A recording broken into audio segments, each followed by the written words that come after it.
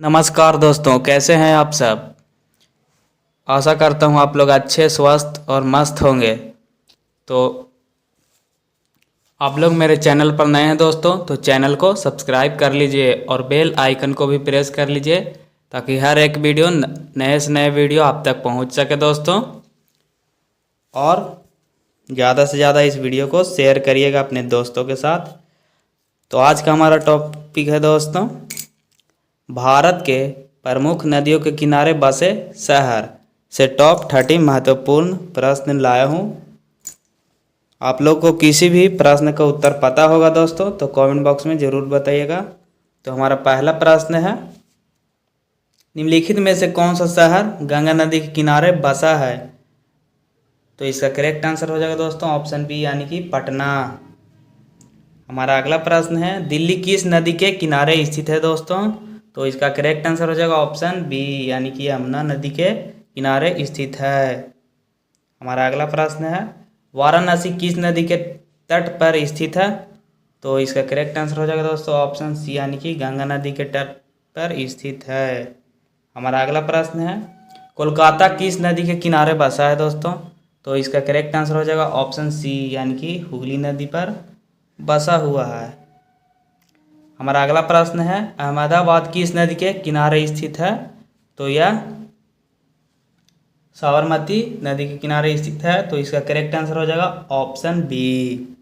हमारा अगला प्रश्न है, हैदराबाद किस नदी के तट पर बसा है दोस्तों। तो इसका करेक्ट आंसर हो जाएगा ऑप्शन सी यानी कि मूसी। हमारा अगला प्रश्न है, उज्जैन किस नदी के किनारे स्थित है। तो इसका करेक्ट आंसर हो जाएगा ऑप्शन बी यानी कि क्षिप्रा नदी के किनारे स्थित है। हमारा अगला प्रश्न है, कटक किस नदी के किनारे स्थित है दोस्तों। तो इसका करेक्ट आंसर हो जाएगा आपका ऑप्शन बी यानी कि महानदी के किनारे स्थित है। हमारा अगला प्रश्न है, श्रीनगर किस नदी के तट पर स्थित है।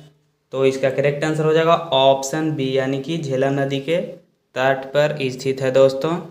हमारा अगला प्रश्न है, इलाहाबाद यानी कि प्रयागराज किन नदियों के संगम पर स्थित है।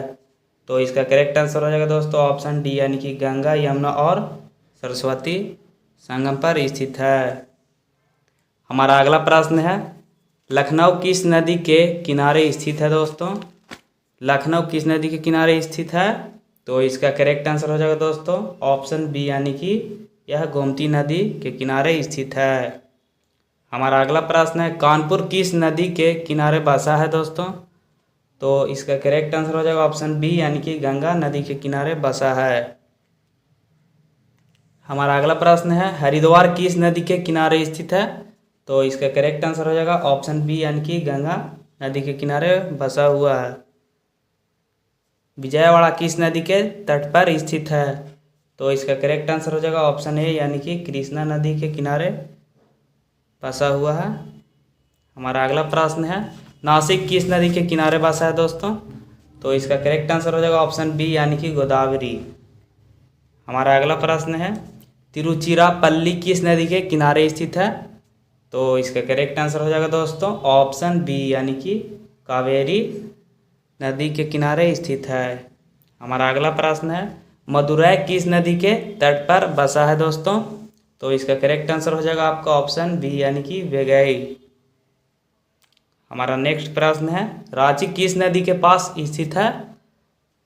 रांची किस नदी के पास स्थित है दोस्तों। तो इसका करेक्ट आंसर हो जाएगा आपका ऑप्शन बी यानी कि स्वर्णरेखा नदी के पास स्थित है। हमारा अगला प्रश्न है, इंदौर किस नदी के किनारे स्थित है। तो इसका करेक्ट आंसर हो जाएगा ऑप्शन सी सरस्वती नदी के किनारे स्थित है।